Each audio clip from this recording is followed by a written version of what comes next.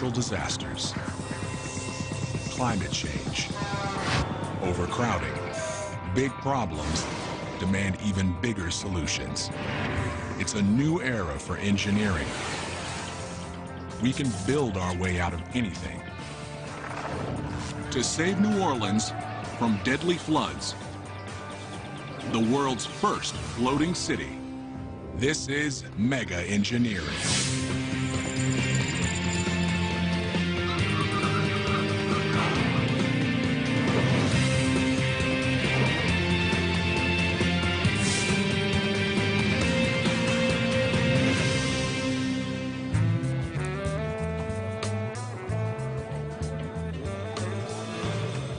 And it wouldn't be New Orleans if we didn't have a French Quarter.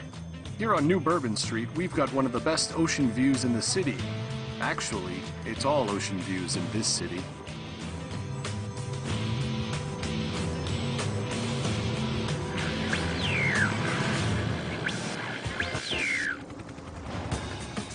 Engineering the future of New Orleans means tackling the city's troubles today.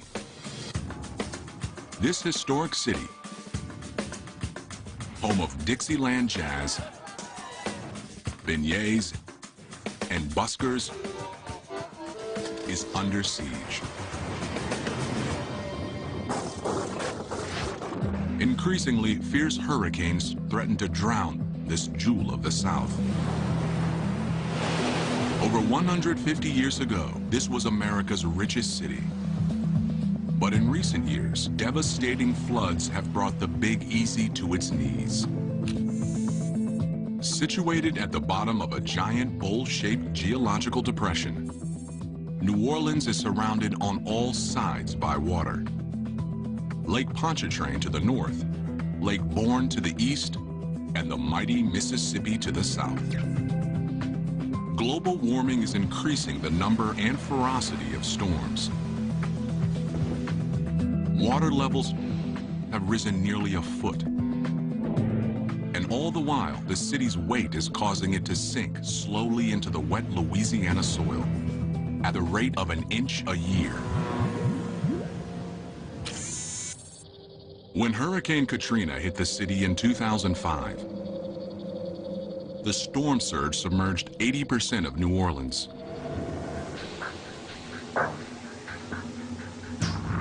200,000 people were left homeless, and 1,500 people lost their lives. The price tag for the damage was over $80 billion. Nearly 4 years later, New Orleans is still picking up the pieces and trying to answer one burning question. Can the city be saved?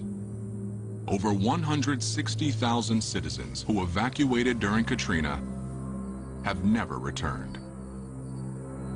But what if this broken community could be rebuilt with a radical engineering solution that would place the city above the water forever? That's the hope among the owners of new houses like these who refuse to give up. Located in the lower 9th Ward, the worst hit part of the city, each house stands higher than Katrina's 8-foot floodline. Collins Foots is a New Orleans native of 40 years who is determined not to let another hurricane shake him. The way they build this house, it's supposed to can take 140 miles an hour wind. You got that storm-resistant glass on it, with a 2x4, whatever hit it, won't break it, you know? The main floor rests 8 feet above the ground, on piles driven 35 feet deep into the clay-like soil. This house, the way it's built, it'll be here for my great-grandchildren. Yes, indeed. This house is safe, as long as there is no storm worse than Katrina. But if the next storm brings waters higher than the last, even this house will be underwater. The next time the next one hits, those buildings will not survive because structurally they're the same buildings that blew apart in the first place. They're just new versions of the old system. No matter what we do to defy nature or to create a wall against it, there's no way we'll resist the forces of nature.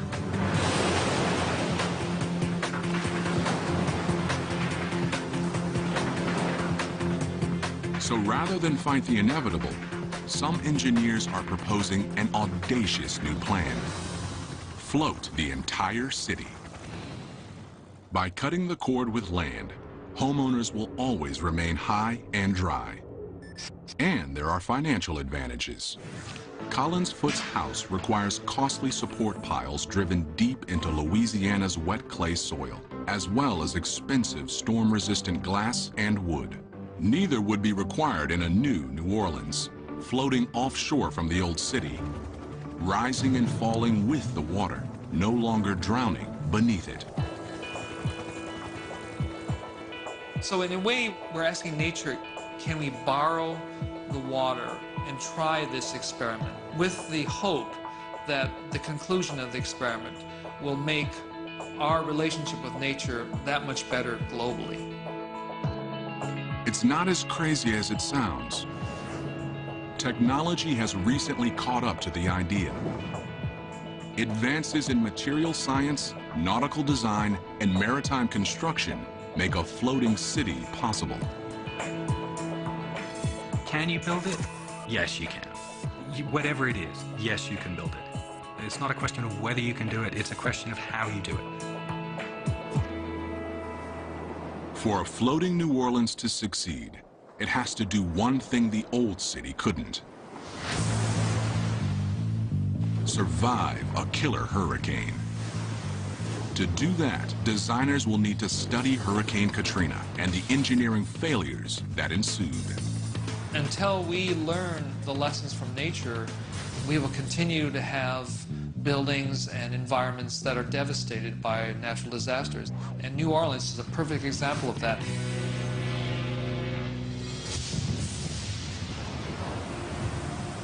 For many, Hurricane Katrina is a lesson in the unpredictable violence of Mother Nature. The storm's beginnings showed few signs of a fury to come. You know, Katrina grew from a disturbance that came across the tropics, and its first landfall was right across South Florida. And at the time, it really didn't look like much. The winds were barely at a Category 1 system. But as Katrina blew past Florida, the storm suddenly took a turn for the worse. It entered into an area of the Gulf of Mexico, the hottest water throughout the tropics. So here was an incredible energy source for this system to absorb. And it did. And it grew. And it grew into a major system.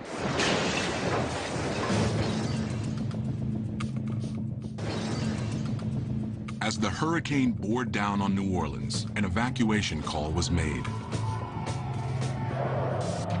Many fled, but others assumed the city's defenses, levees, flood walls, and canals would shield them as they had in previous storms. But this time was different. New Orleans could have survived Katrina's wind and rain, but it was Katrina's 30-foot-high storm surge that overwhelmed the city.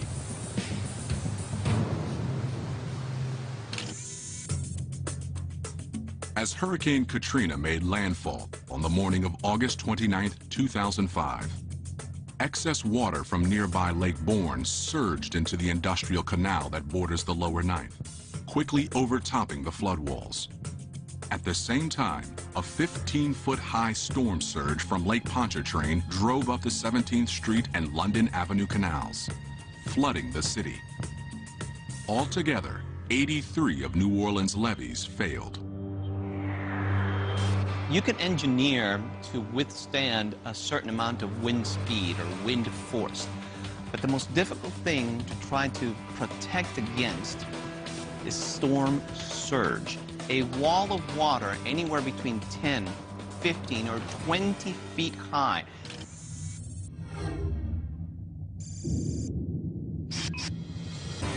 Oh, it was devastated after the storm, man. You couldn't even get in here. Never seen nothing like it. My house, it was pushed off the block, but it didn't tear them up. And the rest of them was gone. You didn't know what wasn't what, you know? Hope I don't have to go through nothing like that no more. Experts say a floating New Orleans would be the most effective way to neutralize the threat of storm surges. but engineering a floating city would be a daunting undertaking. The first critical problem is making the city float. The city's base must be designed to be both flexible enough to withstand turbulent waves and stable enough to support hundreds of buildings and hundreds of thousands of people. The city could initially be anchored near shore to tap into the resources of the old New Orleans. But the threat of storms and the lure of fertile fishing grounds could necessitate leaving the land behind altogether and floating out into the open sea, where it would need independent infrastructure to produce power, food, and water, and robust defenses to protect its people. It's going to be a long and complex process to go from what we have on the ocean right now, boats and ships, to a whole civilization out there, to multiple cities. I want to build something that's like America was at the beginning of the 20th century, where the best and the brightest and the hardest working people from all over the world say, I know if I can go here and work hard, I can make a new life for myself. And to do that, we have to bring the costs way, way down. We have to do clever engineering to take this harsh environment and make it so that people can live there. We must think a lot about modes of failure in order to avoid them. Clearly, if you're in the middle of the ocean and something breaks, you're in deep trouble. You can't just pull over at the next gas station and have some guy come out and fix it. You know, you might be 1,000 miles from the nearest gas station. The stakes are sky high. New Orleans cries out for a solution big enough to meet its problems. What's the logical starting point in engineering the world's first floating city? Cargo ships. The biggest vessels roving the world's oceans today. The cargo ship fleet hauls more than 2 billion tons of cargo a year. These ships are capable of shouldering more weight than any other waterborne vessel. And they've got a lot to teach the engineers of a floating New Orleans. Here at NASSCO Shipyard in San Diego, this 300,000-gallon supertanker is just a few months from completion. But tight deadlines are no problem, because a revolutionary new construction process makes it faster than ever to build these massive ships. Instead of building piece by piece, this ship is being constructed out of huge modules called grand blocks. This shipyard is possibly the world's biggest assembly line, with specialized teams working in parallel on multiple grand blocks, pre-outfitting them with plumbing, electric, and ventilation, producing house-sized sections that can be lifted and slotted into place. Modular building is the fastest way to go, and has led to an explosion in the epic size of cargo ships. The largest have lengths of over 1/4 mile and a carrying capacity of 156,000 metric tons. It seems amazing that a supertanker can ever keep afloat. But surprisingly, the key is the cargo ship's massive bulk. To carry so much weight, the ship must distribute it over as large an area as possible. In contrast, smaller boats don't carry heavy loads, so they require much less surface area on their undersides to stay afloat. But they pay a price for their small size in another area: lack of stability. Anybody who spent 5 minutes in a canoe with a paddle in one hand and a beer in another will work out really quickly what the effects of not enough stability is. The slightest shift in balance on a small boat can be enough to tip it over. But the massive size of long, wide cargo ships makes them super stable. If you've got, you know, something that's 10 meters wide and 10 meters long and 0.1 of a meter deep, then your buoyancy is arranged over a huge area. So you can have all kinds of people running around on the top of it, and it's not going to make much difference in global terms to where the weight is, the center of gravity, because it's spread over a big area. That's key for a floating New Orleans, where the regular traffic of residents and constant new construction in the growing city would dramatically shift weight loads topside. If you have a long, wide structure, you can move your center of gravity around a lot without compromising the stability of your structure. The city's platform could be built from grand block-sized chunks, then assembled into a single massive structure. At NASCO, it's this intricate choreography of assembly that's the real art in the process. That's because grand blocks don't have a standard size and shape. In effect, each block is a uniquely shaped puzzle piece. Putting them all together takes dozens of shipbuilders. And these two 300-ton cranes. Around the shipyard, they're known as the Sumos. Hank Howe is the man who tells them what to do. My name is Hank Howe, and I'm the superintendent of rigging here at National Steel and Shipbuilding. I run all the cranes and I'm responsible for all the major block movements. Today, Hank is preparing for a critical lift, picking up and dropping this diesel engine into a 20 by 30-foot hole in the ship's stern. It's the heart of the entire ship, but only 8 ropes are needed to lift it. They're made from Kevlar, the same material used in bulletproof vests. Each rope can hold 50 tons. Hey, good morning. We've taken the stands off, so the weight should drop a little bit. So it'll be somewhere in the 260 to 275 range.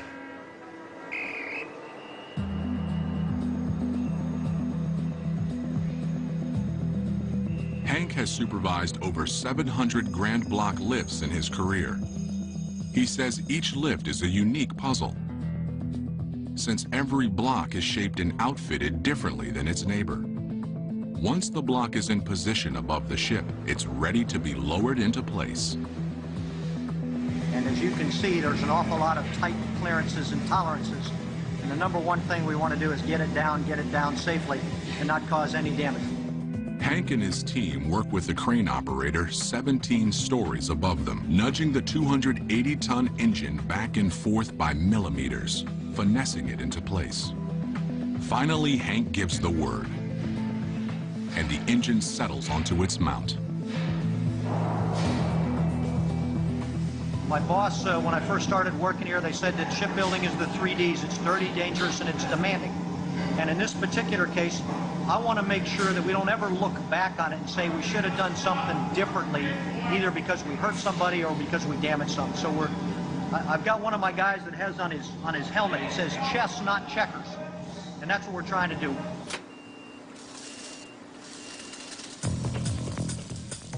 NASCO has the art of shipbuilding down to a science. They produce more big ships every year than any other shipyard in the U.S., and a floating New Orleans could easily adopt their modular construction method.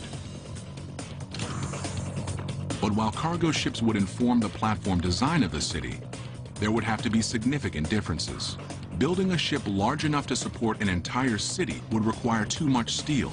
Its hull would extend 300 feet underwater, and the city ship would be bigger than the 3 largest shipyards in the world combined. But the biggest problem facing a massive city ship is that violent ocean turbulence would attack it from all sides, putting unsurvivable stress on the structure. The #1 engineering challenge is waves.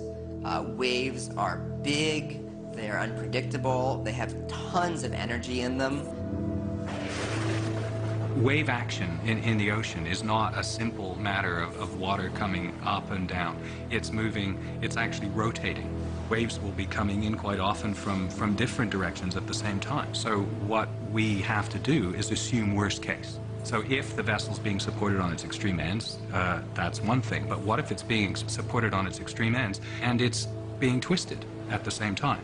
Teetering on its ends would put extreme stress on the middle of the ship. A wave that struck at the wrong moment and the wrong location could cause a total structural failure to a city built like a cargo ship. Structurally, it's not a very good solution to your problem. It might be a beautiful solution in terms of buoyancy and in terms of stability, but structurally you're asking for trouble. So modeling the city on a cargo ship isn't the answer. For a floating city to succeed, engineers must build it both big enough to remain stable, but flexible enough to survive the role of chaotic Gulf waves. Until we learn the lessons from nature, we will continue to have buildings and environments that are devastated by natural disasters. We just have to admit that we were wrong and nature is right. And we'd better hurry up and study nature before it's too late. And what is nature's answer to the floating platform problem? Living islands of vegetation, floating freely on the surface of lakes, absurdly strong and very flexible. Instead of being rigid like a giant floating platform, you're more like a flexible membrane.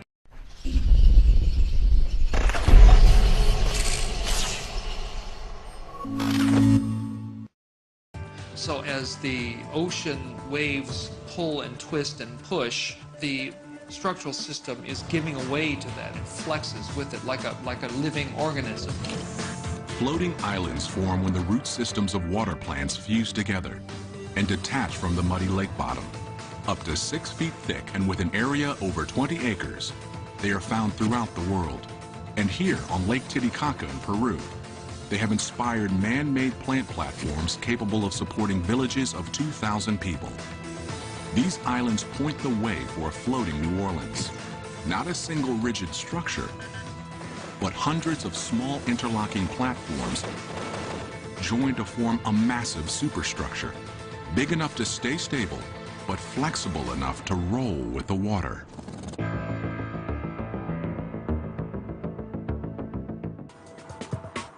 For a floating city to succeed, engineers must build it both big enough to remain stable, but flexible enough to survive the role of chaotic Gulf waves. You're not considering one monumental platform that then has to deal with whatever the nature and the sea is throwing at it. Now what we're talking about many smaller things that can be connected flexibly so that they can move up and down relative to each other, and if the big wave comes through, it allows the whole thing to move up and over the wave. And that's the secret. That's the way nature would create a giant structure like that. The same idea is getting traction in a country 5,000 miles away.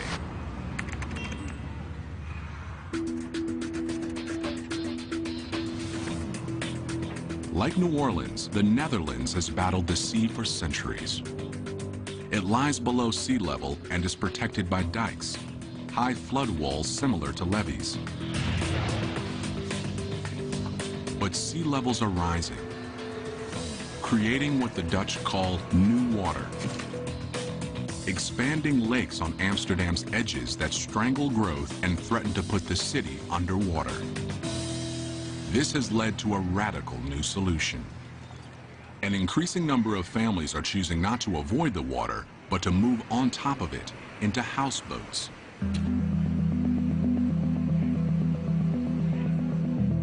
It's the only way to guarantee that your house will stay above water, and a cheap alternative in a city where new water is making land more and more expensive. But houseboats aren't perfect. They're too small and lightweight to be truly stable. And if there's any turbulence at all, they are simply too risky. But some see the new water as an opportunity and are quietly leading an expansion into enemy territory. Want ik woon hier in een land dat natuurlijk... It's not a passion, it's a way of life. I live in a country that's below sea level. It's one big waterfront over here. And I'm very driven by the fact that we only build here in one way, a static way, on land. And we have water all around us. So I'm trying to build in a new way, and that's on water.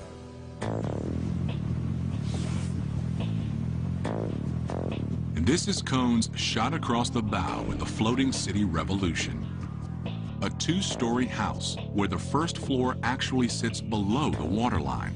It's a design never before attempted in traditional houseboats, made possible by an innovative hull design.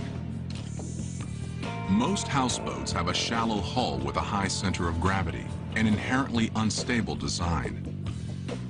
But Cohn's house utilizes a deep hull that dramatically lowers the center of gravity.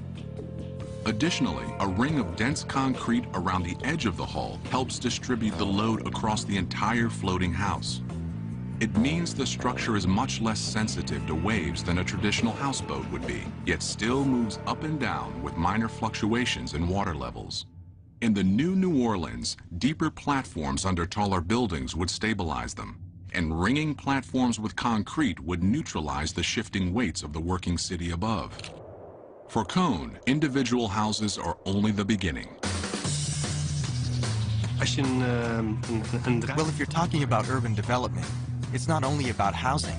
There's so many types of buildings you need to create a complete city, like hotels, churches. We don't only design these houses, but we try to design a complete toolbox of solutions that can be used to make a city on water. Cone is making his grand plans a reality. In a new floating suburb currently under construction, Rolf Peters is Cone's chief engineer. This development, for 300 houses in total, is the first and biggest development in floating houses in the world. So in this case, we have a lot of engineers and utility managers to have the best quality of floating houses, so we'll be ready for the future to have even bigger developments possible. Expansions like this are possible because the floating houses are cheaper to build than land-based houses. For one thing, they don't require driving piles 35 feet into the ground, like the raised houses in New Orleans. Als je hier in Nederland kijkt, building on water is much easier than building on land. Holland is just one big swamp. It means all the soil is very soft, and building here takes a lot of effort by making all these piles into the ground. And then, even after 10 years, your house can start to go a little bit out of balance. On water, you only have to build a floating foundation. And if you can build a foundation a little bit larger than a houseboat, then you have a very stable platform on which you can build just about any house you'd like. Houses can be built quickly indoors and then floated into place. Here at ABC Ark and Bow, just outside Amsterdam, 22 floating houses are under construction. Each house begins in one of the factory's 10 working bays, called dry docks. As the underwater concrete hull is finished, construction begins on the house above, essentially fusing house and platform, making them strong and inseparable. Once finished, the house is floated out of the factory and into place. At 4 months a house, within 5 years, all 300 houses in Amsterdam will be finished, and the efficiencies of this production model would be even more pronounced in New Orleans.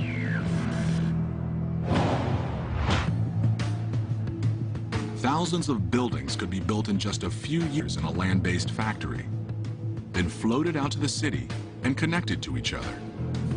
Standardized platforms fused with pre-built buildings mean the city would grow faster, expanding exponentially in all directions. And residents would be able to move into their ready-made floating homes immediately. After disasters, as we've seen after Katrina, people are more willing to accept new technology. These things will only be accepted after a big disaster. A floating New Orleans just offshore is within reach, but engineers want to go further and cut the cord from land entirely. That means finding a self-sustaining way to provide food, water, and electricity to the city's 300,000 people. No easy task, but not impossible. Since it floats, it could be possible for the entire city to change location at will. But while a mobile New Orleans presents new opportunities, it also presents sustainability challenges. Near land, New Orleans would be able to tap into the utility grid of the old city. But once unplugged from shore and on the move, the city would have to be able to draw its resources from the ocean. At the beginning, we're going to need to build things on land, import a lot of things from land. As the economies grow, as the cities get bigger and bigger, they can be more and more self-sufficient, more and more self-developing. The seeds of a truly self-sufficient floating city exist today on cruise ships. They have the job of keeping passengers cool, fed, and hydrated 24 hours a day in the middle of the ocean for a week at a time. The key to surviving comfortably in the middle of the ocean is power. Power drives every system on a cruise ship, from water supply to waste disposal. These diesel engines are the ship's power plant. They drive electrical generators that produce 11,500 kilowatts apiece each day. The power is split between two separate systems. 2/3 go to the ship's propulsion system, called azipods, and the rest is used to power all the other systems on the ship. New Orleans could produce and distribute energy the same way.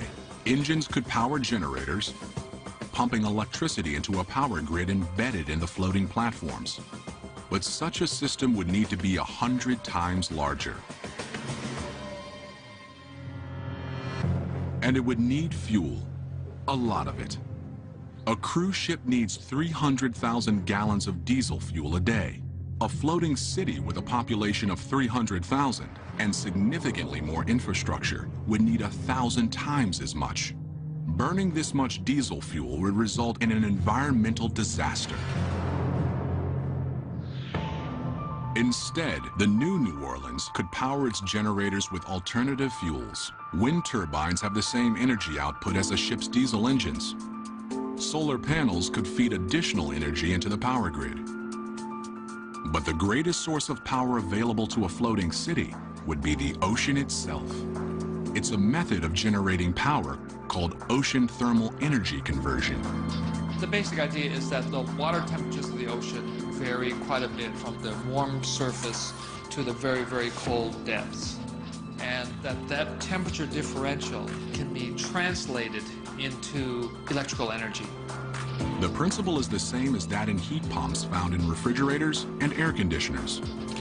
A thermodynamic engine is placed between a high and a low temperature reservoir. Heat generates steam that flows from one reservoir to another, turning a low pressure turbine and generating power. By drawing energy from the ocean, the city would have an infinite fuel supply, and that would be critical to meeting another constant need for residents: water. Humans need 3 liters of water a day to survive, but the water in the ocean is undrinkable. Consuming ocean water floods the body with salt, causing human cells to dehydrate. Seizures, unconsciousness, kidney failure, and brain damage soon follow. This cruise ship runs the ocean water through an engineering gauntlet, essentially stripping out the salt. 260,000 gallons of water are sucked into the ship each day and piped into the desalinization tank. This filters the water, decreasing the salt content by 3,500%. But it also takes out essential minerals that the body needs. So a mineralizing machine puts them back in. Then the water is sterilized and stored in these 500,000 gallon tanks. The floating city could make its water the same way. But the infrastructure would need to be scaled up by 100-fold to process nearly 30 million gallons of water a day. But while a cruise ship can turn salt water into drinking water, salt water is useless for agriculture. A cruise ship is completely dependent on land for food. A week-long voyage requires 770 tons of it, including 51,000 pounds of beef, 106,000 pounds of chicken, and 115,000 heads of lettuce. This land-to-ship supply chain is fine for short-duration journeys, but a floating city could conceivably need to be self-sufficient for much longer stretches of time. Unshackled from shore, the floating New Orleans would be free to mine a great new resource: the ocean itself. Fruits and vegetables genetically altered to thrive in salt water could be grown in rooftop gardens. New Orleans' fishing and shrimping community would flourish again in open waters far offshore. A mobile New Orleans could follow fish southward through the Gulf. I really do see the ocean as a place for freedom. Part of it is that it's the last unclaimed frontier. All land is claimed right now. Every rock above water at high tide is claimed because it extends fishing and oil rights for some country. So the ocean is really, as some people have said, the last free place on Earth. As the city moved away from shore, it would still need a means of resupplying essential goods. But the Gulf of Mexico is volatile, especially during the stormy summer months. And in emergencies, relying on supplies from slow-moving ships isn't ideal. If there's a weather situation that prevents supply ships from bringing in reinforcements or food and things like that, that can be a very difficult time for people on the water. The city would need a lifeline in tough times. And these could be the engineering answer New Orleans is looking for. These could be the engineering answer New Orleans is looking for. They're called unmanned surface vessels, or USVs for short. The high seas are lawless. New Orleans would need robust defenses to counter the greatest man-made threat on the ocean today: pirates. A floating New Orleans would be an all-too-attractive target. As a first layer of defense, unmanned surface vessels would be the floating city's guard dog. In a floating city concept, the unmanned surface vehicle offers the ability to put humans out of harm's way and provide a capability to know where the threat is and execute against that threat. The fleet of USVs equipped with sonar would be able to type and track every craft in their vicinity and share information to patrol the waters around Navy ships. The USVs could repulse threats safely, miles away from the city.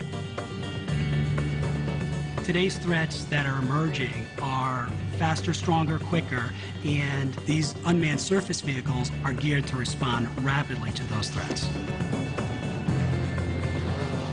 But New Orleans won't have conquered all its demons until it passes a final test. Hurricane season.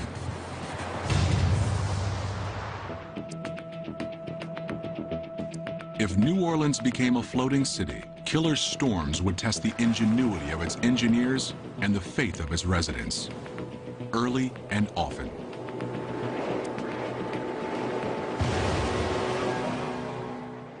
Imagine fishing season has led the floating city 300 miles from shore, and thousands of late summer tourists have flooded the French Quarter. 2,000 miles away, a tropical depression is forming off the coast of South America. It's assigned a name: Lolita. Hurricane season has finally begun.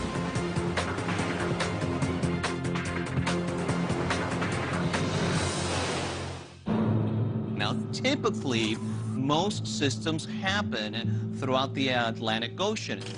And then the Bermuda High pushes these systems through the Atlantic Ocean and then into the Caribbean and the eastern U.S. From June through September, the region averages over 10 storms. It's Phil Farrow's job to keep a close eye on the skies. As a meteorologist in Miami, Florida, he's forecast storms like Hurricane Andrew, which did $27 billion of damage in 1992, and Hurricane Katrina, which dumped 1.5 feet of rain on southern Florida on its way to New Orleans. Unfortunately, storms these days are getting worse and worse. That's because global warming is raising water temperatures in the Atlantic, and warm water is fuel for hurricanes. It's bad news for a floating city. Since the 60s, the water temperature in the Gulf of Mexico has gone up 1/10 degree. That may not sound like much, but if it continues to warm up, that's just extra energy for hurricanes to use to grow bigger and stronger. Fueled by summer heat, Lolita's loose cluster of thunderstorms swirls faster and faster. Tropical Storm Lolita is picking up steam in the Atlantic.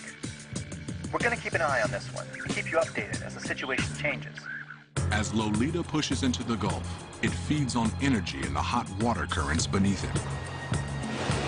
The thunderstorms churn faster, Winds exceed 100 miles an hour, and waves tower more than 20 feet high. Tropical storm Lolita is now a full-fledged hurricane, growing in power while Gulf Stream winds drive it straight into the path of the floating city. Hurricane Lolita is picking up intensity. This is going to be a big one.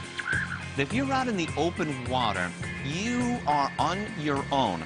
The waves coming at you, getting bigger and stronger, and it's a destructive wall of water. How do you engineer against that? It's a very difficult thing. But the new city is engineered to ride out such storms. To a point, the storm surge rolls under the city's modular platforms instead of crashing over them. And wind damage is minimal because of the city's low-profile skyline. But while its defenses are adequate for a relatively minor Category 1 or even Category 2 storm, more powerful hurricanes are a different story. On the ocean, storms can shift gears without warning. The intensity of a storm can change dramatically in a matter of hours, and that's the real danger with these systems. You can prepare for their arrival, it's just very difficult to prepare for their fury. In the old New Orleans, citizens handled hurricanes by fleeing. Mandatory evacuations during Katrina saved many, but not all. Floating city planners aren't willing to take their chances this time. There's no reason to meet one of these monsters head-on, because you're always going to lose. No matter how well designed you think it is, no matter how strong you think the structure is, get out of the way. Winds are picking up to 140 miles an hour. The storm surge looks like it could be extremely dangerous. We could be staring another Katrina in the face. Evacuating 300,000 people via rescue ships or unmanned surface vessels would be unrealistic in the middle of stormy seas. And even if it could be done, there might be no land close enough to evacuate to. Some have proposed another solution. Instead of evacuating people, the entire city could be designed to get out of harm's way. It could be done with the help of a state-of-the-art propulsion technology called the Azipod. The Azipod is a combination propeller and rudder, capable of driving a ship in any direction and turning on a dime. An array of Azipods could be installed underneath the floating city, giving it maximum propulsion power and total freedom in any direction. But when facing a deadly Category 5, bearing down at 25 miles an hour, the city would have to move fast. Lolita's getting too big. The city's tall, heavy downtown modules could potentially be too cumbersome to move quickly. But downtown could be evacuated into residential modules that scattered before the storm.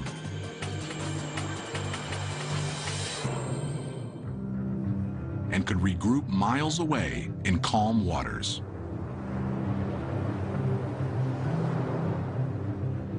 It's a project many say is impossible, even reckless. But a new New Orleans is not only possible, it may be essential.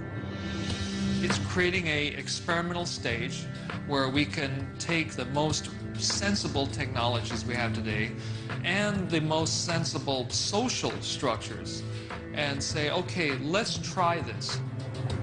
A new New Orleans would be a beacon, drawing a scattered community back together and letting the proud city float above its troubles once and for all.